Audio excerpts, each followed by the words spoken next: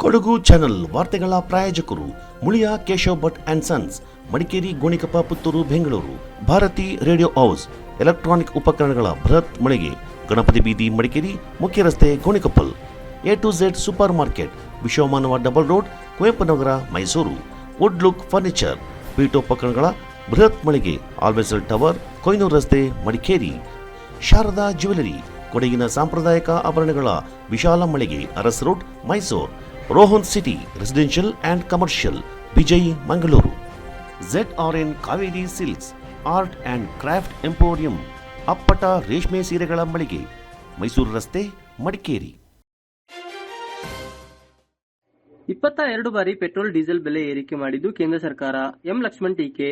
Guarantee ಯೋಜನೆಗಳ ಅನುಷ್ಠಾನಕ್ಕೆ ವಾರ್ಷಿಕ 57,000 ಕೋಟಿ ರುಗಳ ಅಗತ್ಯವಿದೆ.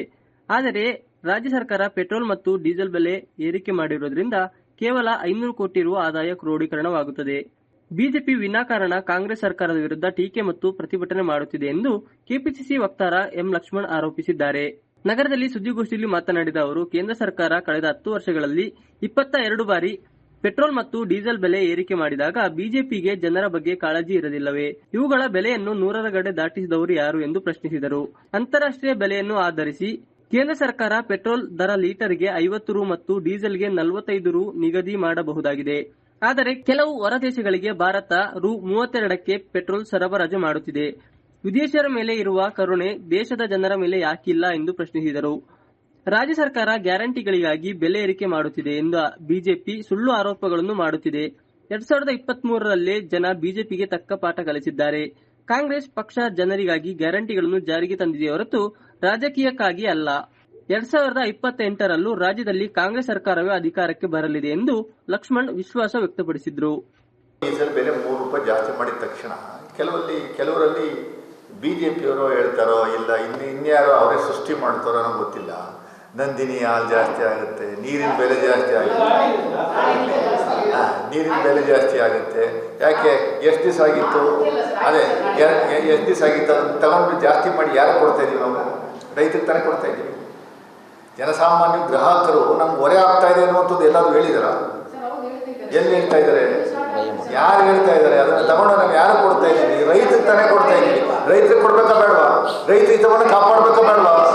ಅಲ್ಲ, ರೈತ ಹಿತವನ್ನು ಕಾಪಾಡಬೇಕಾ ಬೇಡವಾ? ಮತ್ತೆ ಎಷ್ಟು 20 ರೂಪಾಯಿ ಜಾಸ್ತಿ ಮಾಡಿದೀವಾ?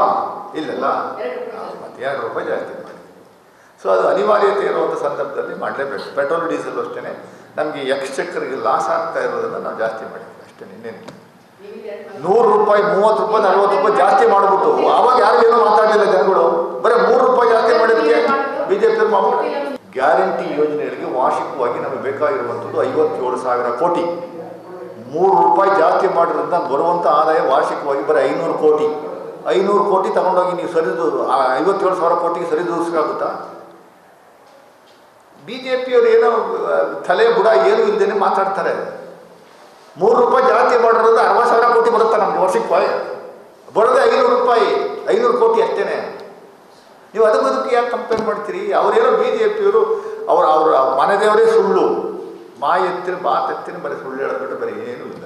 ಸೋತ ನಂತರ 1 ವರ್ಷ ಬಿಲ ಸೇರಿಕೊಂಡಿದ್ದ ಕೊಡಗಿನ ಬಿಜೆಪಿ ಮಂದಿ ಈಗ ಹೊರಬರಲು ಆರಂಭಿಸಿದ್ದಾರೆ. ರಾಜ್ಯದ 224 ಶಾಸಕರಲ್ಲಿ ಮೊದಲ 10 ಸ್ಥಾನಗಳಲ್ಲಿ ಪೊನ್ನಣ್ಣ ಅವರು ಇದ್ದಾರೆ. ಅಭಿವೃದ್ಧಿ ಪರ ಚಿಂತನೆಯ ಜನಪ್ರಿಯ ಶಾಸಕರ ಪ್ರತಿಕೃತಿ ದಹಿಸುವ ಬಿಜೆಪಿಗೆ ಪ್ರಜಾಪ್ರಭುತ್ವದ ವ್ಯವಸ್ಥೆ ಮೇಲೆ ಗೌರವವಿಲ್ಲ ಎಂದು ಟೀಕಿಸಿದರು. ಮೈಸೂರು ಕೊಡಗು ಲೋಕಸಭಾ ಕ್ಷೇತ್ರದ ನೂತನ ಸಂಸದರು ಜಿಲ್ಲೆಯ ಸಮಸ್ಯೆಗಳ ಬಗ್ಗೆ ಇಲ್ಲಿಯವರೆಗೆ ಚರ್ಚೆ ಆರಂಭಿಸಿಲ್ಲ. ಕನಿಷ್ಠ ಮತದಾರರಿಗೆ ಕೃತಜ್ಞತೆ ಸಲ್ಲಿಸುವುದಕ್ಕೂ ಬರಲಿಲ್ಲ ಎಂದು ಲಕ್ಷ್ಮಣ್ ಆರೋಪಿಸಿದರು. ಕೊಡಗಿನಲ್ಲಿ 2023 ಚುನಾವಣೆ ಸೋತ ಮೇಲೆ ಇಬ್ಬರು MLAಗಳು ಮತ್ತು ಬಿಜೆಪಿ ಕಾರ್ಯಕರ್ತರು ಎಲ್ಲ ಬಿಲ ಸೇರ್ಕೊಂಡ್ಬಿಟ್ಟಿದ್ರು. ಎಲ್ಲಿದ್ರು ಗೊತ್ತಿರಲಿಲ್ಲ. 1 ವರ್ಷ ನಾಪತ್ತೆ ಆಗ್ಬಿಟ್ಟಿದ್ರು. ಇದ್ದಕ್ಕಿದ್ದಂಗೆ ಹೊರಗಡೆ ಬಂದು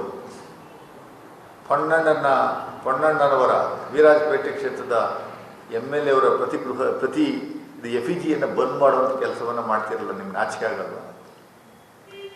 ಅವ್ರಿಗಿನ್ನ ಒಬ್ಬ ಶಾಸಕರು ಬೇಕೆಂದ್ರೆ 224 ಶಾಸಕರ ಪೈಕಿ ನೀವು ವ್ಯಾಲ್ಯೂಯೇಷನ್ ಮಾಡಿಸಿ ನಿಮ್ಮ ಸೆಂಟ್ರಲ್ ಗವರ್ಮೆಂಟ್ ಏಜೆನ್ಸಿ ಮೂಲಕ.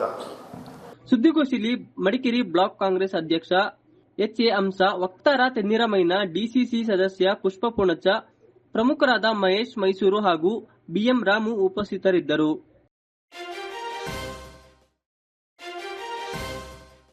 ಸಾರ್ವಜನಿಕರ ಅಹವಾಲು ಸ್ವೀಕರಿಸಿದ ಶಾಸಕ ಮಂತರಗೌಡ. ಮುಳ್ಳುಸೊಗೆ ಗ್ರಾಮದಲ್ಲಿರುವ ಶಾಸಕರ ಕಚೇರಿಯಲ್ಲಿ ಮಂಗಳವಾರ ಮಡಿಕೇರಿ ಕ್ಷೇತ್ರ ಶಾಸಕ ಡಾಕ್ಟರ್ ಮಂತರಗೌಡ ಉಪಸ್ಥಿತಿಯಲ್ಲಿ ಸಾರ್ವಜನಿಕರ ಅಹವಾಲುಗಳನ್ನು ಸ್ವೀಕರಿಸಿದರು. ಶಾಸಕರ ಬಳಿ ತಮ್ಮ ನೋವುಗಳನ್ನು ಹಾಗೂ ಸಮಸ್ಯೆಗಳನ್ನು ಹೇಳಿಕೊಳ್ಳಲು ಕುಶಾಲನಗರ ತಾಲೂಕು ವ್ಯಾಪ್ತಿಯ ನೂರಾರು ಮಂದಿ ಆಗಮಿಸಿದ್ದರು. ಈ ಸಂದರ್ಭದಲ್ಲಿ ಶಾಸಕರು ಬಹಳಷ್ಟು ಮಂದಿಯ ಸಮಸ್ಯೆಗಳನ್ನು ಸ್ಥಳದಲ್ಲಿ ಸಂಬಂಧಿಸಿದ ಅಧಿಕಾರಿಗಳ ಸಮ್ಮುಖದಲ್ಲಿ ಪರಿಹಾರವನ್ನು ನೀಡುವ ಪ್ರಯತ್ನ ಕಂಡುಬರುತ್ತಿತ್ತು. ಸುಮಾರು 3 ಗಂಟೆಗಳ ಕಾಲ ಸಾರ್ವಜನಿಕರಿಂದ ಅಹವಾಲುಗಳನ್ನು ಸ್ವೀಕರಿಸಿದರು. ನಂತರ ಮಾತನಾಡಿದ ಶಾಸಕ ಮಂತರ್, ಬಹಳಷ್ಟು ಸಮಸ್ಯೆಗಳ ಪರಿಹಾರಕ್ಕೆ ಸಾರ್ವಜನಿಕರು ಬರುತ್ತಾರೆ. ಅದರಲ್ಲಿ ಕೆಲವೊಂದು ಸಮಸ್ಯೆಗಳನ್ನು ಸ್ಥಳೀಯ ಅಧಿಕಾರಿಗಳ ಮೂಲಕ ಸ್ಥಳದಲ್ಲಿ ಬಗೆಹರಿಸುವ ಪ್ರಯತ್ನ ಮಾಡುವ ಮೂಲಕ ಹಾಗೂ ಇನ್ನಿತರ ಸಮಸ್ಯೆಗಳನ್ನು ಸಂದರ್ಭಕ್ಕೆ ತಕ್ಕಂತೆ ಬಗೆಹರಿಸುತ್ತೇವೆ. ಹೆಚ್ಚಿನದು ಕಂದಾಯ ಇಲಾಖೆ ಮತ್ತು ಆರೋಗ್ಯ, ಮೂಲಭೂತ ಸೌಕರ್ಯ, ಉದ್ಯೋಗ ಸಮಸ್ಯೆಗಳೇ ಹೆಚ್ಚಿನ ರೀತಿಯಲ್ಲಿ ಬರುವುದು ಎಂದು ತಿಳಿಸಿದರು. ಅಹವಾಲು ಸಭೆಯಲ್ಲಿ ಕೂಡ ಅಧ್ಯಕ್ಷ ಪ್ರಮೋದ್ ಮುತ್ತಪ್ಪ, ಗ್ಯಾರಂಟಿ ಅನುಷ್ಠಾನ ಸಮಿತಿ ತಾಲೂಕು ಅಧ್ಯಕ್ಷ ವಿಪಿ ಶಶಿಧರ್, ಕಾಂಗ್ರೆಸ್ ಮುಖಂಡರಾದ ನಟೇಶ್ ಗೌಡ, ಕೆಪಿ ಚಂದ್ರಕಲಾ, ರಂಜನ್, ಹರೀಶ್ ಆದಂ ಮತ್ತು ವಿವಿಧ ಇಲಾಖೆಯ ಅಧಿಕಾರಿಗಳು ಹಾಜರಿದ್ದರು. ನಮ್ಮ ಕಚೇರಿಯಲ್ಲಿ ಹಲವಾರು ಸ್ಥಳೀಯರು ಅವರ ಸಮಸ್ಯೆಗಳು, ಹೆಚ್ಚಿನ ಸಂಖ್ಯೆಯಲ್ಲಿ ರೆವಿನ್ಯೂ ಸಂಬಂಧಪಟ್ಟಿದ ಸಮಸ್ಯೆಗಳು, ನಮ್ಮ ದೇವಸ್ಥಾನ ಇರ್ಬೋದು, ಕೆಲವು ರೋಡ್ ವಿಚಾರ ಇರ್ಬೋದು, ಆ ಸಮಸ್ಯೆ ಬಗೆಹರಿಸಲಿಕ್ಕೆ ನಮಗೆ ಅಹವಾಲುಗಳು ಪ್ಲಸ್ ನಮಗೆ ಜವಾಬ್ದಾರಿ ಕೊಟ್ಟಿದ್ದಾರೆ.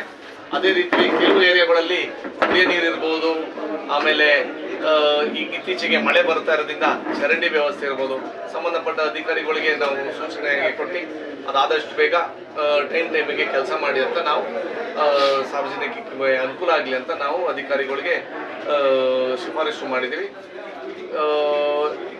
ನಾನು ಕಳೆದ ವಾರದಿಂದ ಪ್ರತಿ ಹಾಡಿಗಳಿಗೆ ನಾನೇ ಖುದ್ದಾಗಿ ಅಧಿಕಾರಿಗಳ ಜೊತೆ ಖುದ್ದಾಗಿ ಹೋಗಿ ಆ ಹಾಡಿಗಳಿಗೆ ಭೇಟಿ ಮಾಡಬೇಕು ಅಂತ ನಂದೇ ಒಂದು ಕಾರ್ಯಕ್ರಮ ಮಾಡಿದ್ದೆ. ಕಾರಣ ಅಂತಂದ್ರೆ ಈ ಅವ್ರಿಗೆ ನಮ್ಮ ಹತ್ರ ಡೈರೆಕ್ಟ್ ಟಚ್ ಇರೋದು ಕಡಿಮೆ ಇರೋದು ನಾನು ಹೇಳಬೇಕು. ನಾವು ನೇರವಾಗಿ ಎಷ್ಟೋ ಟೈಮಲ್ಲಿ ಅಲ್ಲಿ ಹೋಗೋಕ್ಕೆ ನಾವು ಹಿಂದೆ ಮುಂದೆ ನೋಡ್ತೀವಿ. ಅದಕ್ಕೋಸ್ಕರ ನಾನು ಕಳೆದ ವಾರ ನಮ್ಮ ಸಾವರ್ಪೇಟೆ ಭಾಗದಲ್ಲಿ 9-10 ಹಾಡಿಗಳು ಇಂಡಿವಿಜುವಲ್ ಆಗಿ ಹೋಗಿ ಭೇಟಿ ಮಾಡಿದೆ.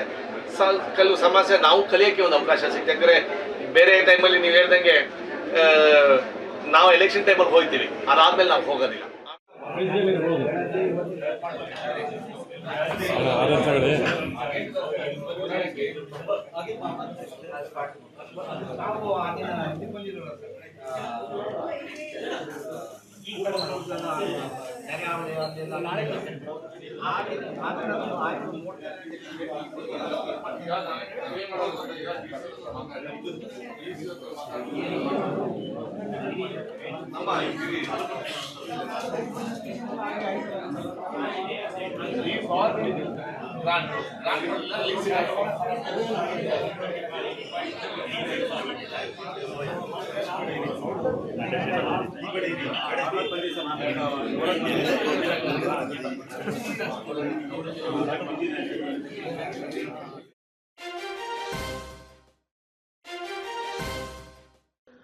ಹೋರಾಟವನ್ನ ದಮನ ಮಾಡುವ ಯತ್ನ, ಮಹಿಳಾ ಬಿಜೆಪಿ ಅಸಮಾಧಾನ.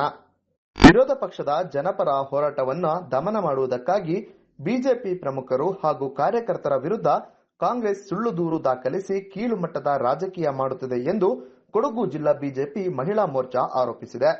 ನಗರದಲ್ಲಿ ಸುದ್ದಿಗೋಷ್ಠಿಯಲ್ಲಿ ಮಾತನಾಡಿದ ಮಹಿಳಾ ಮೋರ್ಚಾದ ಜಿಲ್ಲಾಧ್ಯಕ್ಷೆ ಅನಿತಾ ಪೂವಯ್ಯ, ಪ್ರತಿಭಟನೆಯ ಸಂದರ್ಭ ಪ್ರತಿಕೃತಿ ದಹಿಸಿರುವುದು ಸಾಮಾನ್ಯ. ಪ್ರತಿಭಟನೆ ಮಾಡಲು ಮತ್ತು ಆಡಳಿತ ಪಕ್ಷದ ದುರಾಡಳಿತವನ್ನು ಖಂಡಿಸಲು ಪ್ರಜಾಪ್ರಭುತ್ವ ವ್ಯವಸ್ಥೆಯಲ್ಲಿ ವಿರೋಧ ಪಕ್ಷಕ್ಕೆ ಸಂಪೂರ್ಣವಾದ ಸ್ವಾತಂತ್ರ್ಯವಿದೆ. ಆದರೆ ವಿರಾಜಪೇಟೆಯಲ್ಲಿ ಬಿಜೆಪಿ ನಡೆಸಿದ ಪ್ರತಿಭಟನೆಯನ್ನೇ ದೊಡ್ಡ ಅಪರಾಧ ಎನ್ನುವಂತೆ ಬಿಂಬಿಸಿರುವ ಕಾಂಗ್ರೆಸ್ಸಿಗರು ಪ್ರತಿಕೃತಿ ದಹನದ ವಿಚಾರಕ್ಕೆ ಜಾತಿ ಬಣ್ಣ ಬಳಿಯುತ್ತಿದ್ದು ಇದು ಖಂಡನೀಯವೆಂದು ಅಸಮಾಧಾನ ವ್ಯಕ್ತಪಡಿಸಿದರು. ಸುಳ್ಳು ದೂರು ದಾಖಲಿಸಿ ಬಿಜೆಪಿ ಕಾರ್ಯಕರ್ತರ ಮನೋಸ್ಥೈರ್ಯವನ್ನ ಕುಗ್ಗಿಸಲು ಸಾಧ್ಯವಿಲ್ಲ. ಮುಂದೆಯೂ ಸರ್ಕಾರದ ದುರಾಡಳಿತದ ವಿರುದ್ಧ ಹೋರಾಟ ನಡೆಯಲಿದೆ. ಕಾಂಗ್ರೆಸ್ಸಿಗರು ಕ್ಷುಲ್ಲಕ ವಿಚಾರವನ್ನ ಮುಂದಿಟ್ಟುಕೊಂಡು ಸಮಾಜದಲ್ಲಿ ಒಡಕು ಮೂಡಿಸುವ ರಾಜಕಾರಣ ಮಾಡದೆ ಜಿಲ್ಲೆಯ ಅಭಿವೃದ್ಧಿಗೆ ಆದ್ಯತೆ ನೀಡಲಿ ಎಂದು ಅನಿತಾ ಪೂವಯ್ಯ ಒತ್ತಾಯಿಸಿದರು. ಹಾಗೆ ನಾನು ಇಂದಿನ ಪತ್ರಿಕಾಗೋಷ್ಠಿಗೆ ನಮ್ಮ ಪತ್ರಿಕೆ ಹಾಗೂ ಮಾಧ್ಯಮ ಮಿತ್ರರಿಗೆ ಮತ್ತೊಮ್ಮೆ ಸ್ವಾಗತವನ್ನು ಕೋರುತ್ತಾ, ನಾವು ಈಗಾಗಲೇ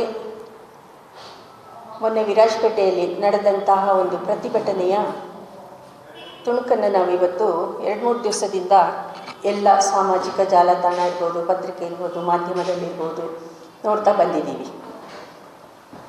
ಪ್ರಜಾಪ್ರಭುತ್ವ ವ್ಯವಸ್ಥೆಯಲ್ಲಿ ವಿರೋಧ ಪಕ್ಷದವರು ಆಡಳಿತ ಪಕ್ಷದ ಜನವಿರೋಧಿ ಧೋರಣೆಯನ್ನು ವಿರೋಧಿಸೋದು ಸಾಮಾನ್ಯ. ಹಾಗೆ ಇವತ್ತು ರಾಜ್ಯ ಸರ್ಕಾರ ಪೆಟ್ರೋಲ್ ಮತ್ತು ಡೀಸೆಲ್ ಬೆಲೆಯನ್ನು ಅವೈಜ್ಞಾನಿಕವಾಗಿ ಏರಿಕೆ ಮಾಡಿರೋದನ್ನು ಇವತ್ತು BJP ಪ್ರತಿಭಟಿಸ್ತಾ ಇದೆ. ಮೋರ್ಚಾದ ಕಾರ್ಯದರ್ಶಿ ಅಲ್ಲಾರಂಡ ಬೀನಾ ಬಳ್ಳಮ್ಮ ಮಾತನಾಡಿ, ವಿರಾಜಪೇಟೆಯಲ್ಲಿ ನಡೆದ ಪ್ರತಿಭಟನೆಗೆ ಸಂಬಂಧಿಸಿದಂತೆ ಬಿಜೆಪಿ ಪ್ರಮುಖರು ಹಾಗೂ ಕಾರ್ಯಕರ್ತರ ವಿರುದ್ಧ ದೂರು ದಾಖಲಿಸುವುದನ್ನು ಖಂಡಿಸಿದರು. ಆಡಳಿತ ಪಕ್ಷದ ಕುಂದುಕೊರತೆಗಳನ್ನು ಒಂದು ಎತ್ತಿ ತೋರಿಸೋದಕ್ಕೆ ಒಂದು ಉತ್ತಮವಾದಂತಹ ವಿರೋಧ ಪಕ್ಷದ ಅವಶ್ಯಕತೆ ಇದೆ. ಅದು ವಿರೋಧ ಪಕ್ಷ ಕಾಂಗ್ರೆಸ್ ಆಗಿರಲಿ ಅಥವಾ BJPಯೇ ಆಗಿರಲಿ, ಅದು ಯಾವ ಆಡಳಿತ ಪಕ್ಷ ಆಡಳಿತವನ್ನು ನಡೆಸುತ್ತೋ ಅದರ ಕುಂದುಕೊರತೆಗಳನ್ನು ಎತ್ತಿ ತೋರಿಸೋದಕ್ಕೆ ಬೇಕು. ಆ ನಿಟ್ಟಿನಲ್ಲಿ ಸಂವಿಧಾನದ ಹಕ್ಕಾಗಿದ್ದು ವಿರೋಧಿಸುವಂಥದ್ದು ಹಾಗೂ ಪ್ರತಿಭಟಿಸುವಂಥದ್ದು ನಮ್ಮ ವಿರೋಧ ಪಕ್ಷದಿಂದ ಸಾಮಾನ್ಯವಾಗಿ ಆಗಿದೆ. ಸುದ್ದಿಗೋಷ್ಠಿಯಲ್ಲಿ ಕಾರ್ಯದರ್ಶಿಗಳಾದ ನಾಳನ ಕನ್ನಿಕೆ, ಉಮಾಪ್ರಭು ಹಾಗೂ ವಿರಾಜಪೇಟೆ ಮಂಡಲ ಅಧ್ಯಕ್ಷೆ ಕವಿತಾ ಬೋಜಮ್ಮ ಉಪಸ್ಥಿತರಿದ್ದರು. ಬಿಸಿನೆಸ್ ಇನ್ವೆಸ್ಟ್ಮೆಂಟ್ಗೆ ಹೊಸ ಲ್ಯಾಂಡ್ ಮಾರ್ಕ್ ರೋಹನ್ ಸಿಟಿ. ವಾಣಿಜ್ಯ ಸ್ಥಳಗಳ ಮೇಲಿನ ಹೂಡಿಕೆಯ ಮೇಲೆ 7.5% ನಷ್ಟು ಗ್ಯಾರಂಟಿಡ್ ರಿಟರ್ನ್. ತಡ ಯಾಕೆ? ಈಗಲೇ ಇನ್ವೆಸ್ಟ್ ಮಾಡಿ. ನಿಮ್ಮ ಹೂಡಿಕೆಗೆ ಬೆಸ್ಟ್ ಪ್ರೈಸ್ ಸಿಗುವಾಗ ತಡ ಯಾಕೆ? ನಿಮ್ಮ ಸಕ್ಸೆಸ್ನ ಹೊಸ ಅಡ್ರೆಸ್ ರೋಹನ್ ಸಿಟಿ, ವಿಜಯ್, ಮಂಗಳೂರು.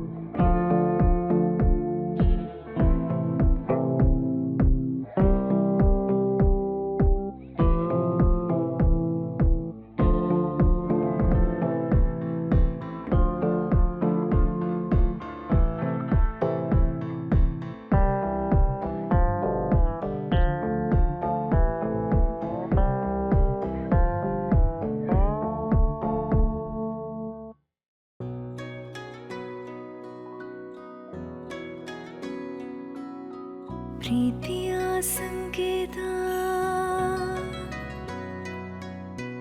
ಅಳಿಯದ ಸಂಬಂಧ,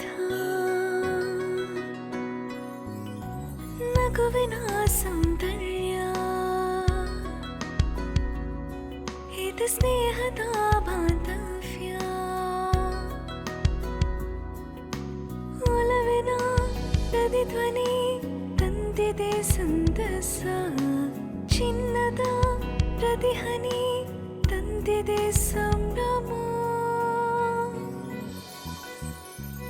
ಮುಳಿಯ ಜ್ಯೂಸ್ ಕಣ ಕಣದಲು ಆನಂದ, ಮುಳಿಯ ಜ್ಯೂಸ್ ಕಣ ಕಣದಲು ಸೌಂದರ್ಯ, ಮುಳಿಯ ಜ್ಯೂಸ್ ಕಣ ಕಣದಲು ಆನಂದ, ಮುಳಿಯ ಜ್ಯೂಸ್ ಕಣ ಕಣದಲು ಸೌಂದರ್ಯ. Mulia Jewels, creating happiness. For learning to be effectual, it needs to be delivered in a convivial environment.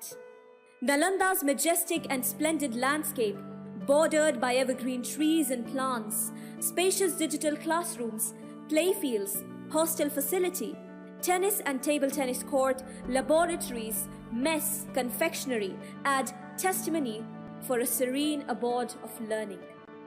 The Nalanda philosophy of holistic education firmly believes that the child is the center of learning.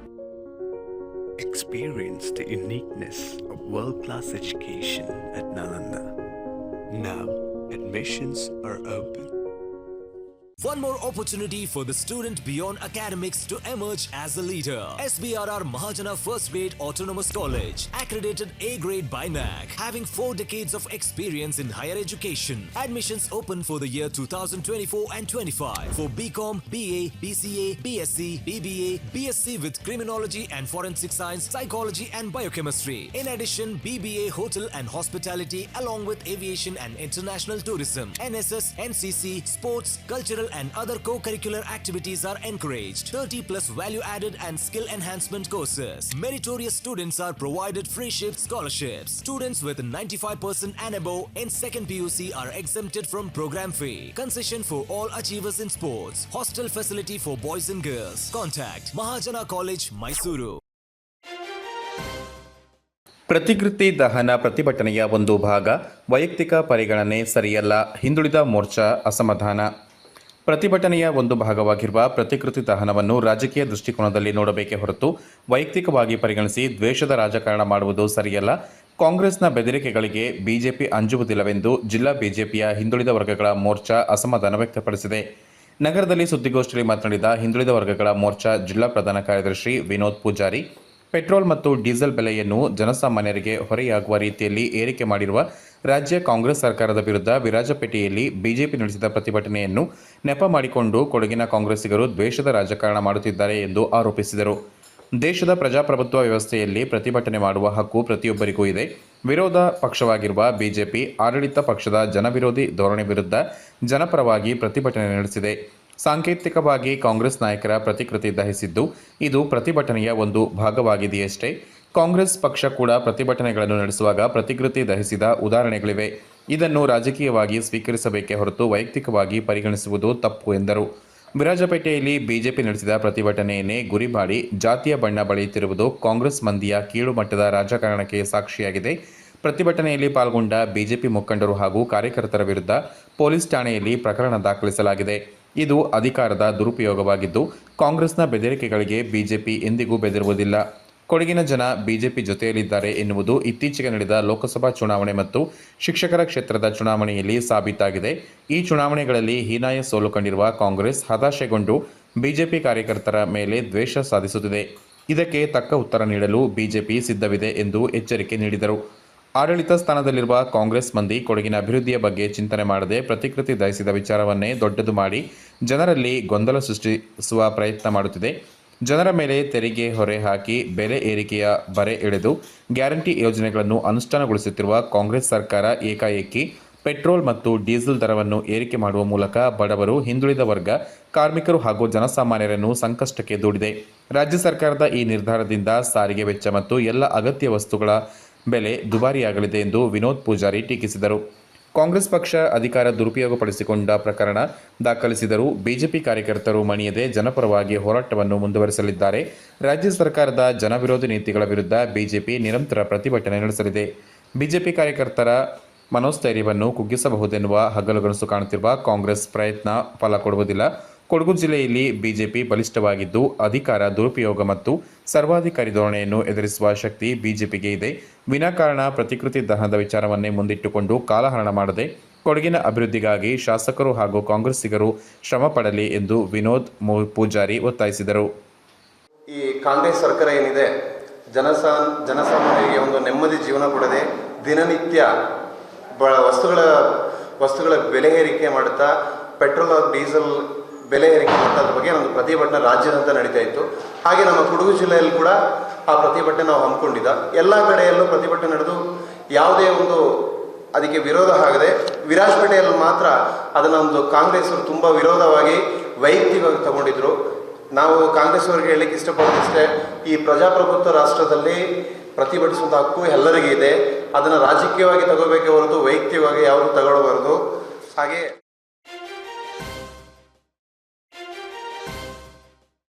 ಕಳೆದುಕೊಂಡಿದ್ದ ಚಿನ್ನದ ನಾಣ್ಯ ಕೈ ಸೇರುವಂತೆ ಮಾಡಿದ ಪೊಲೀಸರು. ಬಿದ್ದು ಸಿಕ್ಕಿದ್ದ ಚಿನ್ನದ ನಾಣ್ಯವನ್ನ ಮಡಿಕೇರಿ ಸಂಚಾರಿ ಪೊಲೀಸರು ಮಾಲೀಕರ ಕೈ ಸೇರುವಂತೆ ಮಾಡಿ ಪ್ರಾಮಾಣಿಕತೆ ಮೆರೆದಿದ್ದಾರೆ. ನಗರದ ಅಜ್ಜಮಾಳ ದೇವಯ್ಯ ವೃತ್ತದ ಸಮೀಪ ರಸ್ತೆಯಲ್ಲಿ ಚಿನ್ನದ 3 ನಾಣ್ಯಗಳು ಸಂಚಾರಿ ಠಾಣೆಯ ಪೇದೆ ನಾಗರಾಜ್ ಅವರಿಗೆ ಬಿದ್ದು ಸಿಕ್ಕಿದೆ. ಇವುಗಳನ್ನ ಪೊಲೀಸ್ ಠಾಣೆಗೆ ತಂದು ವಿಷಯವನ್ನು ಅಧಿಕಾರಿಗಳು ಹಾಗೂ ಸಿಬ್ಬಂದಿಗಳಿಗೆ ತಿಳಿಸಿದ್ದಾರೆ.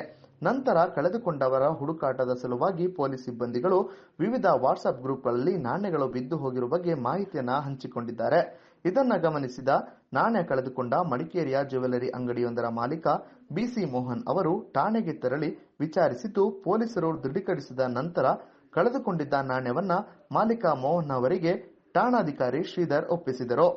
ಒಟ್ಟು 45,000 ಮೌಲ್ಯದ ಚಿನ್ನದ ನಾಣ್ಯವನ್ನ ಉಡುಗೊರೆಯಾಗಿ ನೀಡಲು ತೆರಳುತ್ತಿರುವಾಗ ಬಿದ್ದು ಹೋಗಿದೆ ಎಂದು ಕಳೆದುಕೊಂಡವರು ತಿಳಿಸಿದ್ದಾರೆ.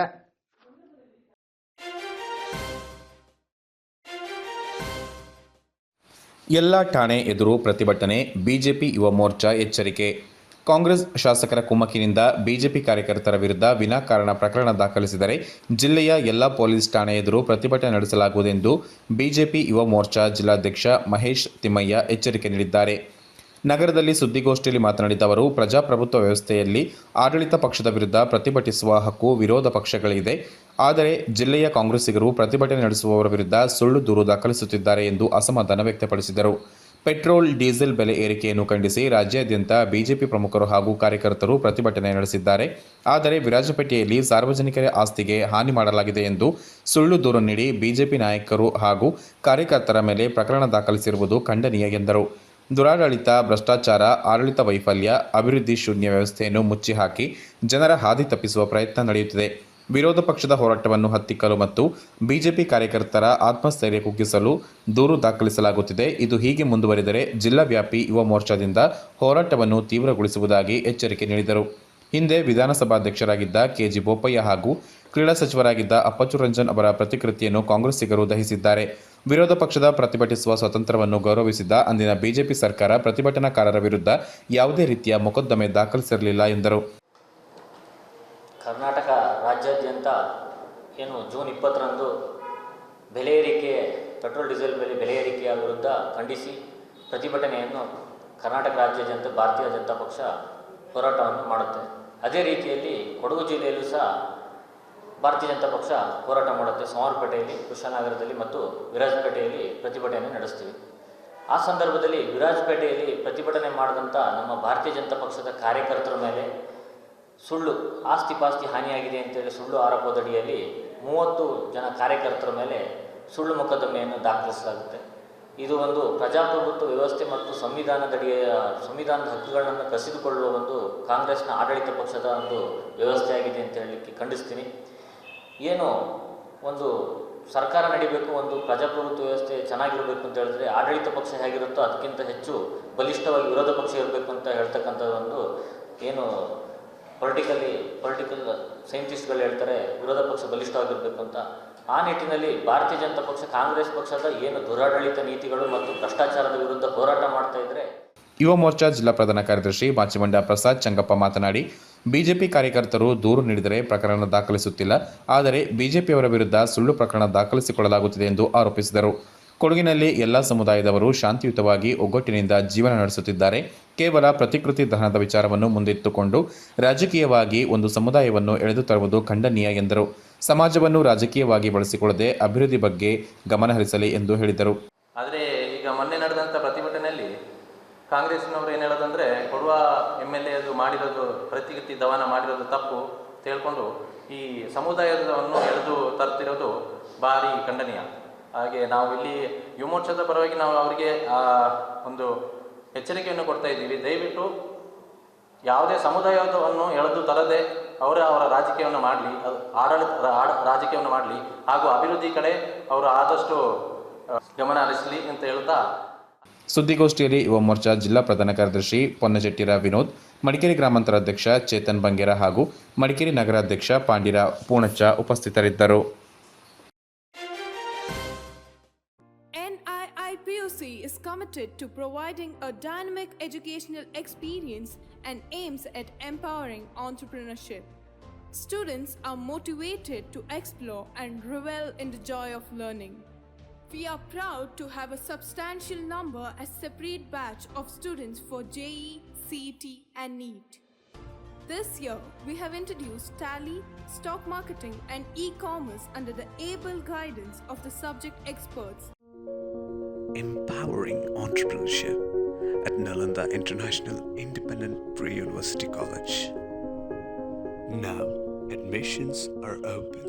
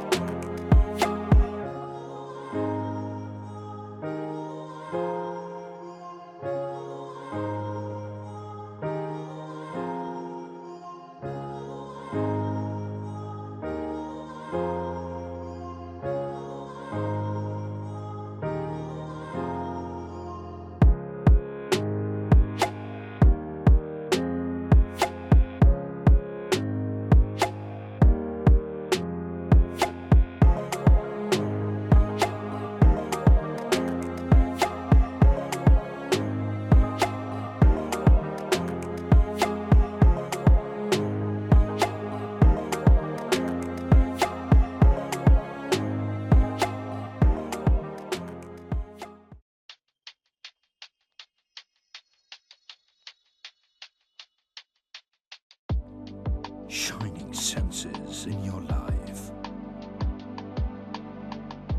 Desirable designs gives you treasured memory. Sharda Jewelers. Very silk.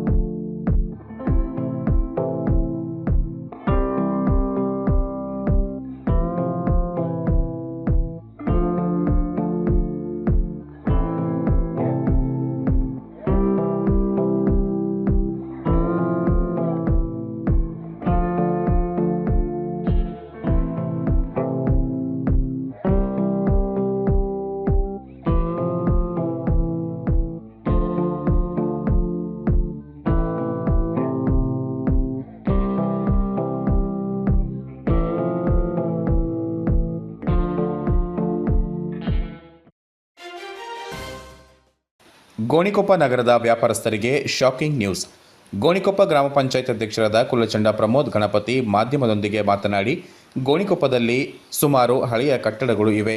ಅಂದಾಜು 40 ವರ್ಷ ಕಳೆದಿರುವ ಕಟ್ಟಡಗಳು 35ರಿಂದ 38 ಇದ್ದು, ಇದು ಪಂಚಾಯಿತಿಯ ಗಮನಕ್ಕೆ ಬಂದಿದೆ.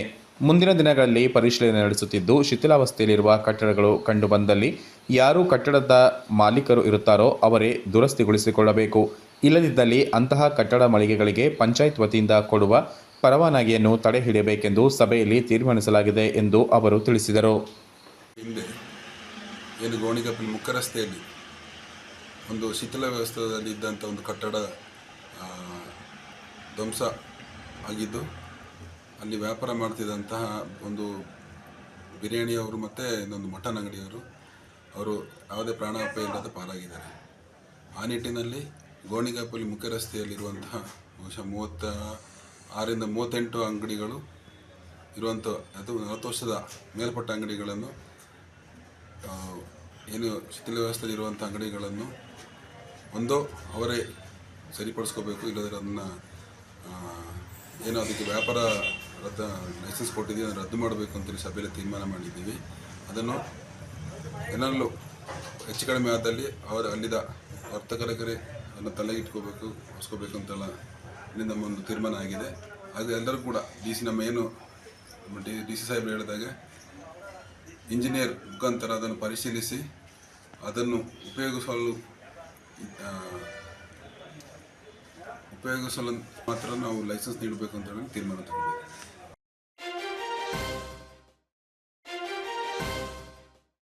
ದಲಿತ ಸಂಘರ್ಷ ಸಮಿತಿ ಹಾಗೂ ಅಶೋಕ್ಪುರ ಟೀಮ್ 14 ಸಂಘಟನೆ ವತಿಯಿಂದ ಶ್ರಮದಾನ ನಡೆಸಿ 22 ಚೀಲ ತ್ಯಾಜ್ಯವನ್ನು ಸಂಗ್ರಹಿಸಿ ವಿಲೇವಾರಿ ಮಾಡಲಾಯಿತು. ನಗರದ ಸ್ವಾಗತ ಕಮಾನಿನಿಂದ ಫೀಲ್ಡ್ ಮಾರ್ಷಲ್ ಕಾರ್ಯಪ್ಪ ವೃತ್ತದ ತನಕ ರಸ್ತೆ ಬದಿಗಳಲ್ಲಿ ಬಿದ್ದಿದ್ದ ಕಸವನ್ನು ಜಿಟಿ ಮಳೆಯ ನಡುವೆಯೂ ಎಕ್ಕಿ ಶ್ರಮದಾನದಲ್ಲಿ ತೊಡಗಿಸಿಕೊಂಡರು. ಕನಿಷ್ಠ 15 ದಿನಗಳಿಗೊಮ್ಮೆಯಾದರೂ ನಗರದ ವಿವಿಧೆಡೆ ಸ್ವಚ್ಛತಾ ಕಾರ್ಯ ನಡೆಸಿ ಕಸಮುಕ್ತ ನಗರವನ್ನಾಗಿ ಮಾಡಲು ಶ್ರಮಿಸಲಾಗುವುದು. ಇದರೊಂದಿಗೆ ಜನರ ಸಮಸ್ಯೆಯನ್ನು ಆಲಿಸಿ ಸಂಬಂಧಪಟ್ಟ ಇಲಾಖೆ ಅಧಿಕಾರಿಗಳ ಗಮನ ಸೆಳೆದು ಪರಿಹಾರದ ಪ್ರಯತ್ನವನ್ನು ನಡೆಸಲಾಗುವುದು ಎಂದು ದಲಿತ ಸಂಘರ್ಷ ಸಮಿತಿ ಜಿಲ್ಲಾ ಸಂಚಾಲಕ ಎಚ್ಎಲ್ ದಿವಾಕರ್ ಮಾಹಿತಿ ನೀಡಿದರು.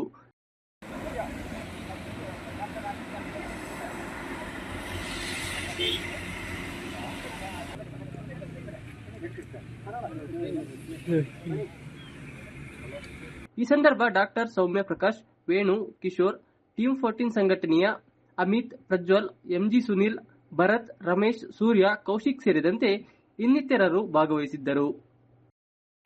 ಕರ್ನಾಟಕ ದಲಿತ ಸಂಘರ್ಷ ಸಮಿತಿಯಿಂದ ಇಂದು ನಾವು ಬಾಬಾ ಸಾಹೇಬ್ ಅಂಬೇಡ್ಕರ್ ಅವರ 135ನೇ ಜನ್ಮದಿನಾಚರಣೆ ಅಂಗವಾಗಿ ನಾವು ಮೊನ್ನೆ ಪತ್ರಿಕೆ ಹೇಳಿಕೆ ಮಾಡಿದ್ದೀವಿ. ನಾವು ಈ ದಿನ 23ನೇ ತಾರೀಕು ಶುಚಿತ್ವ ಕಾರ್ಯಕ್ರಮ ಮಾಡ್ತೀವಿ ಅಂತೇಳಿ ಬೆಳಗ್ಗೆ ನಾವು 7 ಗಂಟೆಯಿಂದ ನಮ್ಮ ನಮ್ಮ ವೆಲ್ಕಮ್ ಬೋರ್ಡ್ ಸ್ವಾಗತ ಸಂಬಂಧದಿಂದ ಬೆಳಿಗ್ಗೆ 7 ಗಂಟೆಯಿಂದ ನಾವು ಈಗ 11 ಗಂಟೆ ತನಕ ನಾವು ಶುಚಿತ್ವದ ಕಾರ್ಯಕ್ರಮವನ್ನು ಹಮ್ಮಿಕೊಂಡಿದ್ದೀವಿ. ಇದು ನಿಜವಾಗಿ ಹೇಳ್ಬೇಕಂದ್ರೆ ಹಿಂದೆ ನಮ್ಮ ಈ ನಗರಸಭೆ ಕೌನ್ಸಿಲರ್ಸ್ಗಳು ಇದ್ದವ್ರು ಅವ್ರಿಗೆ ಪ್ರತಿ ತಿಂಗಳು ಮಾಡಬೇಕು. ನೋಡಿ ಸರ್, ಇದರಲ್ಲಿ ಎಷ್ಟಿದೆ ನೋಡಿ ಕಸಗಳು, ನಾವು ಇಲ್ಲಿ ಬಂದಿರೋಂಥ ಕಸಗಳು ಎಷ್ಟಿದೆ ನೋಡಿ. ಹಾಗಾಗಿ ನಾವು ಪತ್ರಿಕೆ ಹೇಳಿಕೆ ಮಾಡಿದ್ದೀವಿ. ನಾವು ಇನ್ನು 15 ದಿನ ಒಂದು ತಿಂಗಳು ಅಂತ ನಾವು ಪ್ರತಿ ಏರಿಯಾಕ್ಕೆ ಹೋಗ್ಬಿಟ್ಟು ನಾವು ಶುಚಿತ್ವ ಕಾರ್ಯಕ್ರಮ ಮಾಡಿ ಈ ನಗರಸಭೆ ಕೌನ್ಸಿಲರ್ಸ್ಗಳಿಗೆ ಇದನ್ನು ತೋರಿಸ್ಕೊಡ್ಬೇಕಂತೇಳಿ ಯಾವ ಥರ ನಗರದಲ್ಲಿ ಕೆಲಸ ಮಾಡ್ಬೇಕಂತೇಳಿ ನಾವು ಇದ್ರ ಮುಖಾಂತರ ನಾವು ಹೇಳೋಕ್ಕೆ ಇಷ್ಟಪಡ್ತೀವಿ.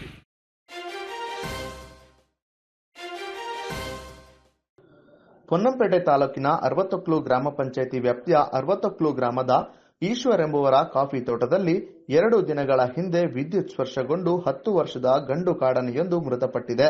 ಕಬ್ಬಿಣದ ವಿದ್ಯುತ್ ಕಂಬದಲ್ಲಿ ವಿದ್ಯುತ್ ಹರಿದು ಹಾಗೂ ಬೆಸ್ಕಾಂ ಇಲಾಖೆಯವರ ನಿರ್ಲಕ್ಷ್ಯತನದಿಂದ ಕಾಡಾನೆ ಮೃತಪಟ್ಟಿದೆ ಎಂದು ಆರೋಪಿಸಲಾಗಿದೆ.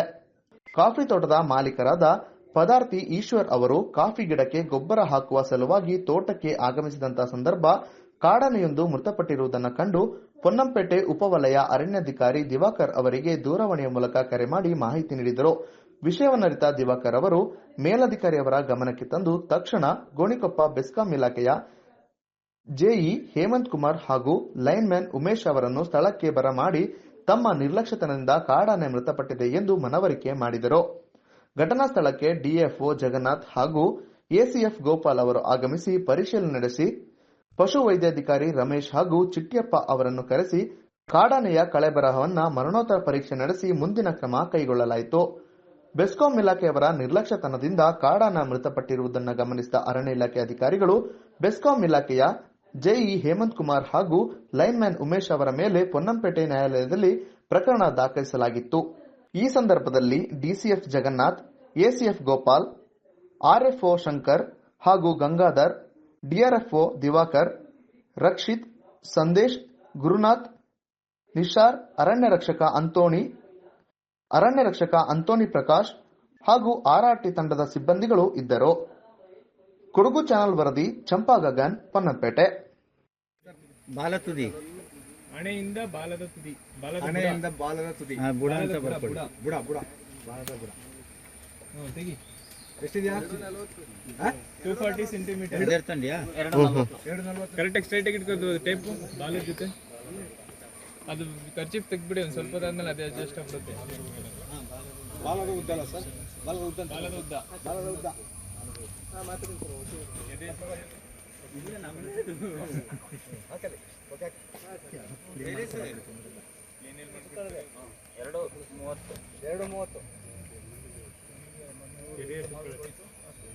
ಇನ್ನು ಒಳಗಡೆ ಹೋಗುತ್ತಿಲ್ಲ.